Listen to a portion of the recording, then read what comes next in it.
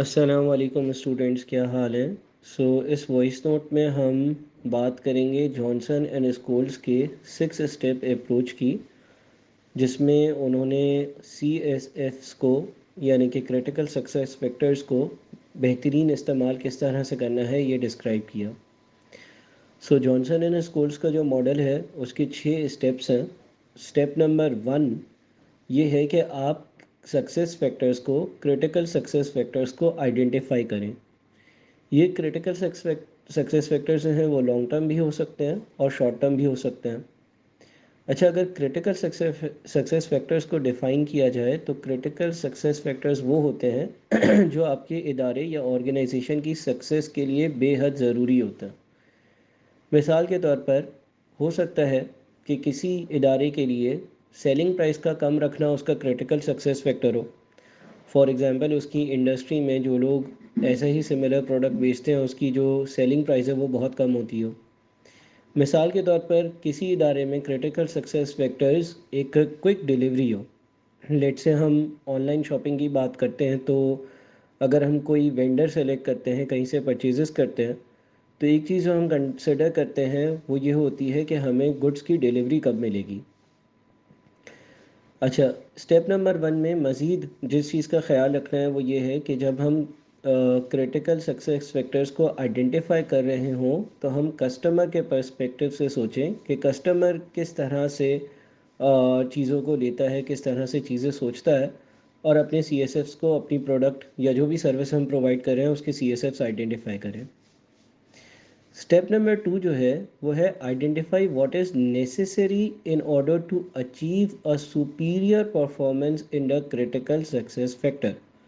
यानी कि जो आपका सी एस एफ है वो अचीव करने के लिए उसमें सुपीरियर या दूसरों से या कॉम्पिटिटर से बेहतर परफॉर्मेंस अचीव करने के लिए क्या कॉम्पिटेंस या क्या चीज़ें आप जो है वो ज़रूरी हैं। अगेन मिसाल ले लें कि अगर आपका क्रिटिकल सक्सेस फैक्टर ये है कि आपकी सेलिंग प्राइस कम हो, तो उसके लिए ये बात शायद क्रिटिकल होगी कि आप अपने कॉस्ट पर बहुत अच्छा कंट्रोल रखें। अगर आपका क्रिटिकल सक्सेस फैक्टर ये है कि आपकी जो डिलीवरी हो गुड्स की वो टाइम पर हो रही हो, तो आपकी मेरे ख़्याल में क्रिटिकल कॉम्पिटेंस जो होगी वो ये है कि आपके पास सफिशेंट इन्वेंट्री पड़ी हुई हो, वहीकल्स हो या राइडर्स अवेलेबल हो टाइम पर जो उन गुड्स को कस्टमर्स तक फ़ौरन पहुंचा सकें। वापस से रिपीट करूँगा। स्टेप 1 में आपने सी एस एफ आइडेंटिफाई करें। स्टेप नंबर 2 में आपने वो क्रिटिकल कॉम्पिटेंसीज आइडेंटिफाई करी जिससे आप सी एस एफ अचीव कर सकोगे। स्टेप नंबर 3 है the entity should develop the level of critical competence so that it acquires the ability to gain a competitive advantage in the C S F. यानी कि अब उस क्रिटिकल कॉम्पिटेंस को develop करने की एफर्ट्स करी जाए। मिसाल के तौर पर अगर हमें लो सेलिंग प्राइस रखनी है, हमारा ये सी एस एफ है, तो उसके लिए क्रिटिकल बात यह है कि कॉस्ट जो है उस पर अच्छा कंट्रोल हो। अब कॉस्ट पर अच्छा कंट्रोल करने के लिए जो भी आपको एफर्ट्स लगानी पड़ेंगी वो स्टेप नंबर 3 है। मिसाल के तौर पर क्विक डिलीवरी आपका सी एस एफ है, और उसके लिए ये बात क्रिटिकल है कि आपके पास सफिशेंट वहीकल्स अवेलेबल हो, राइडर्स अवेलेबल हो, या आपके पास इन्वेंट्री टाइम पर अवेलेबल हो। तो उसको अचीव करने के लिए अब आपने क्रिटिकल जो कॉम्पिटेंस डेवलप करनी है वो आपका स्टेप नंबर 3 है। यानी कि मे बी हम नंबर ऑफ़ राइडर्स सफिशेंट रखें, फ्यूल व्हीकल में हर वक्त प्रेजेंट हो ताकि फ्यूल जो है उसको फ्यूल डलवाने का टाइम बच जाए, इन्वेंट्री हमारे पास मौजूद हो। स्टेप 4 है आइडेंटिफाई अप्रोप्रिएट की performance indicators for each critical competence. The target KPIs, if achieved, should ensure that the level of critical competence that creates a competitive advantage is obtained in the CSF. अच्छा, यहाँ पर अब KPI की बात आ रही है। वैसे मैंने CSF और KPI सेपरेटली भी डिफ़ाइन किया है। KPI या की परफॉर्मेंस इंडिकेटर्स वो होते हैं जो आपको ये इंडिकेट करते हैं कि क्या आपका CSF मीट हो रहा है या नहीं, या आपकी क्रिटिकल कॉम्पिटेंस मीट हो रही है या नहीं।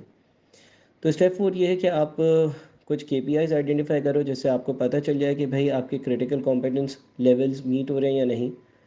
फॉर एग्जांपल, लेट से आपने एक हिसाब लगा लिया कि भाई प्रॉम्प्ट या क्विक डिलीवरी के लिए मेरे पास हमेशा 10 राइडर्स अवेलेबल हों। ये जो नंबर ऑफ़ क्वांटिटी है 10 राइडर्स की, आपका KPI होगा, आपने ये अचीव करना होगा।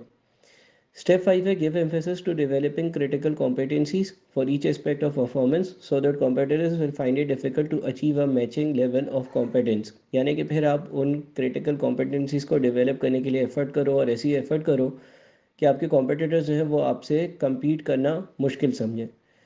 और फाइनली स्टेप नंबर 6 है monitor the firms achievement of its target KPIs and also monitor the comparative performance of competitors. आप हर वक्त अपने केपीआईज को रीमेजर और मॉनिटर करते रहो।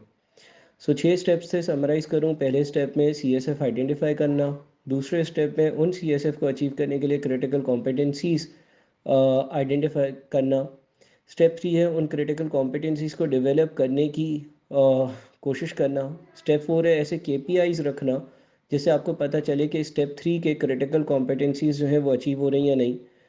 स्टेप नंबर 5 में आपने क्रिटिकल कॉम्पिटेंसीज को डेवलप करने के लिए फ़र्दर एफर्ट करना और स्टेप 6 में सारी चीज़ों को मॉनिटर करना। इस वॉइस नोट के साथ जो रेलेवेंट मैंने एक हैंडआउट शेयर किया है जॉनसन एंड स्कूल्स मॉडल का, वो ज़रूर आप देख लीजिएगा। और ताकि हैंडआउट में आपके पास रिटन में चीज़ें हों तो आपको ये वॉइस नोट आराम से समझ में आए। और साथ में फिर जब आपके साथ में जब हम क्वेश्चंस करेंगे तो क्वेश्चंस जो हैं जॉनसन एंड स्कूल्स मॉडल के वो भी ज़रूर सुनिएगा, उससे भी आपको फ़ायदा होगा। Thank you.